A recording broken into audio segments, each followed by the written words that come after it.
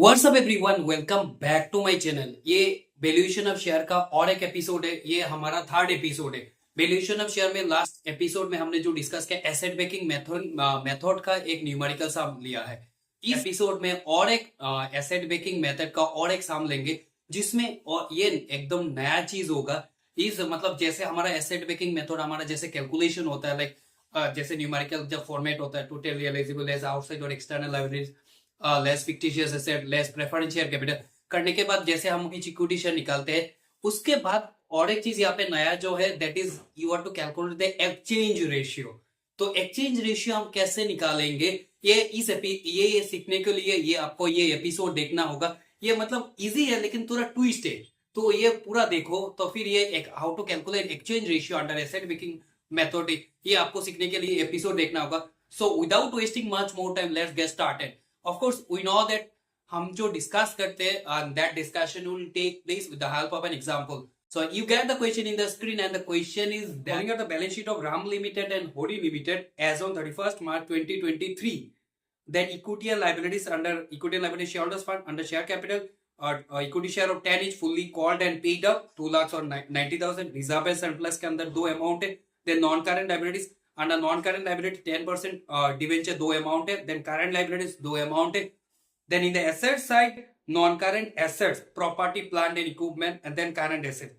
फिर नीचे क्या बोला गया, देखो ये तो एकदम इजी है लेकिन नीचे का पार्ट ही मेन इंपॉर्टेंट है।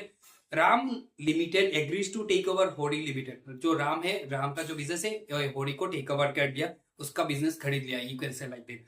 And find out the ratio of exchange, find out the ratio of exchange of shares on the basis of book values. मतलब जो हमारा ये हमें यहाँ पे एक्सचेंज रेशियो हमारा जो होता है ना एसेट बेकिंग मेथड में, जैसे हमारा total realizable asset minus external outside liabilities minus fictitious asset minus preference share capital पहले ही है, ये हमें दिखाना होगा।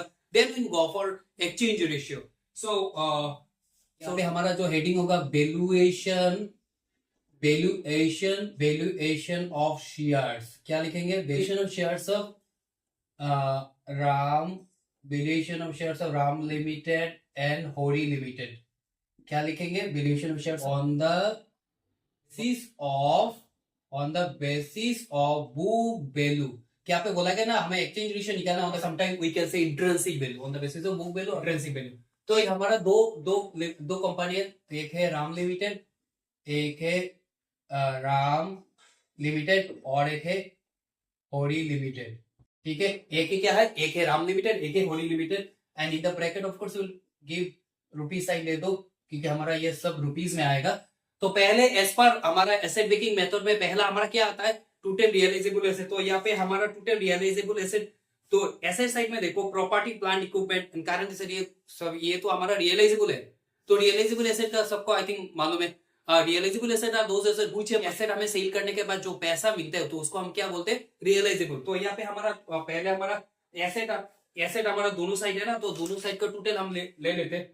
तो हम simply we can write assets क्या है 9 लाख, राम लिमिटेड का 9 लाख, उसका कितना है 2.5 लाख, 2,50,000। ठीक है, 9 लाख और 2,50,000। देन हमारा लेस एक्सटर्नल और outside liability, no need to write external और outside, simply you can write liabilities. तो लायबिलिटीज हमारा कितना है, देखो लायबिलिटीज का हमारा वैसे तो हमारा दो है, एक है दैट इज डिबेंचर और एक है non current liabilities and current liability, both will come. So will write here liabilities, under liabilities we simply will write that is 10%। Under liabilities you can write that is कितना है, क्या है 10% debenture, 10% debenture. Ram limited का कितना है, all of you just see the question. Then हमारा है 20, कितना है 20,000।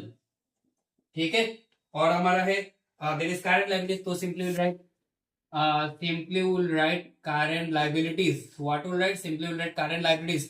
तो करंट लायबिलिटीज कितना है 1,25,000, 1,25,000 और दूसरा क्या है 70,000। ठीक है, 1,25,000 और 70। तो हम ये माइनस कर लेते, माइनस करने के बाद मतलब 9 लाख और ये दोनों प्लस करने के बाद कितना होगा 3 लाख ना, तो 6 लाख। ये दोनों प्लस करने के बाद कितना होगा 3 लाख, तो 6 लाख होगा। ठीक है, तो यहाँ पे कितना है, यहाँ पे 2,50,000 आ रही है, यहाँ पे 70,000, तो 2,50,000 माइनस 70 कितना करने के बाद कितना होगा 1,80,000। तो टोटल एसेट माइनस एक्सटर्नल और outside liabilities minus fictitious asset minus preferential capital.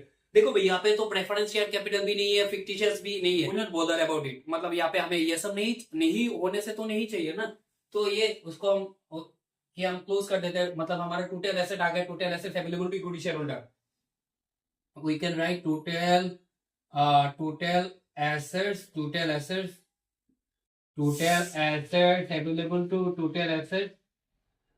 assets available to equity shareholder, total asset available to equity shareholder। तो अभी हमें निकालना है नंबर ऑफ इक्विटी शेयर कितना है, नंबर ऑफ इक्विटी शेयर कितना है। देखो नंबर ऑफ इक्विटी शेयर वैसे तो हमारा 10 करके बोला, लेकिन कितना 10,000 इक्विटी शेयर पर 20,000 इक्विटी, ऐसा कुछ नहीं बोला, लेकिन हम तो ये निकाल पाएंगे।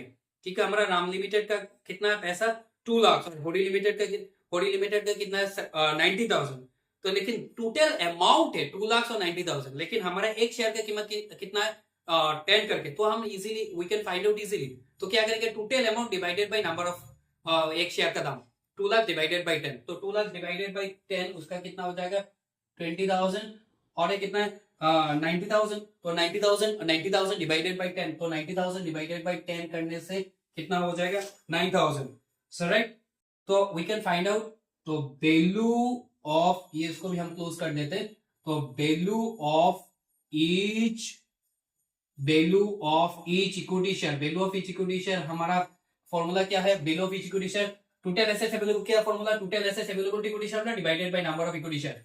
तो total assets 6 lakh divided by number of equity share कितना है 20,000, तो क्या ये कितना है 1,80,000 डिवाइडेड बाय 9,000। ठीक है, तो हाँ we can find out easily, तो हम यहाँ पे रुपी साइन लगा देते, तो क्या होगा, ये 404040, तो यहाँ पे 30 होगा, और यहाँ पे कितना है 30 हटाने के बाद 9 से ये डिवाइड करने के हमारे 30 चला जाएगा, तो 180 डिवाइडेड बाय 9 कितना होगा 20। Hence exchange ratio equal to, ये हो गया, हेंस हमें एक्सचेंज रेशियो, ये तो हमारा एक्सचेंज रेशियो क्या होगा, ये एक्सचेंज मतलब क्या है, हम एक्सचेंज कर लेते हैं, मतलब एक्सचेंज मतलब होरी से राम का, वैसे तो राम ने होरी का बिजनेस टेक ओवर किया, लेकिन एक्सचेंज मतलब होरी का शेयर इसके पास आ जाएगा, राम का शेयर इसके पास जाएगा, तो मतलब एक्सचेंज कर लेते। तो एक्सचेंज करने से ये हम लिख सकते हैं, मतलब 20:20 ये शेयर यहाँ पे आ जाएगा, ये इसका वैल्यू या इसका होरी का वैल्यू या राम के पास आ जाएगा, राम का वैल्यू होरी के पास चला जाएगा, तो मतलब 20 क्या होगा 20:30, तो 20 हम 1 0 हटा देते, तो 2:3 होगा ना, क्या होगा 2:3, 20 मतलब सोचो 20:30, तो 1 0 कैंसिल करने से क्या होगा 2:3। राम का 2 शेयर का वैल्यू इज इक्विवेलेंट टू होरी का 3 शेयर, क्योंकि जब हम ये एक्सचेंज करें वी कैन से 2 shares of Ram Limited held by 2 shares of every 3 shares of, क्या लिखेंगे every 3 shares of Hori Limited, ठीक है। मतलब ये हम लिख सकते हैं, जब एक्सचेंज रेशियो कुछ नहीं है, एकदम इजी, मतलब दो कंपनी का होगा, तो एक कंपनी का दूसरा कंपनी में एक्सचेंज कर लो, मतलब इस यहाँ पे जो हमने देखा होरी का राम और होरी है, तो होरी का एक्सचेंज करने से होरी का शेयर राम के पास आ जाएगा, राम का शेयर होरी के पास चला जाएगा, तो इस हिसाब से मतलब 20 यहाँ पे आ जाएगा, 30 यहाँ पे चला जाएगा, तो इस हिसाब से हमारा क्या होगा 20:30, तो 1 0 हटा दिया, तो हम क्या बोल सकते हैं 2:3, तो that's why it is written 2 shares of Ram Limited held by every 3 shares of मतलब ये इतना टफ नहीं है, इजी है, लेकिन ये कॉन्सेप्ट नहीं होने से एग्जाम में अटक जाओगे। एग्जाम में क्या होता है इजी सा भी देता है, लेकिन कुछ ट्विस्ट दे देता है, तो this is one of the twist.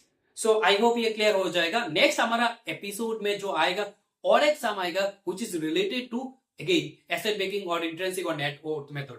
So I hope you मतलब ये पूरा क्लियर हो गया। So this is all about today's discussion. I hope you like it and thank you for watching. Jai Hind।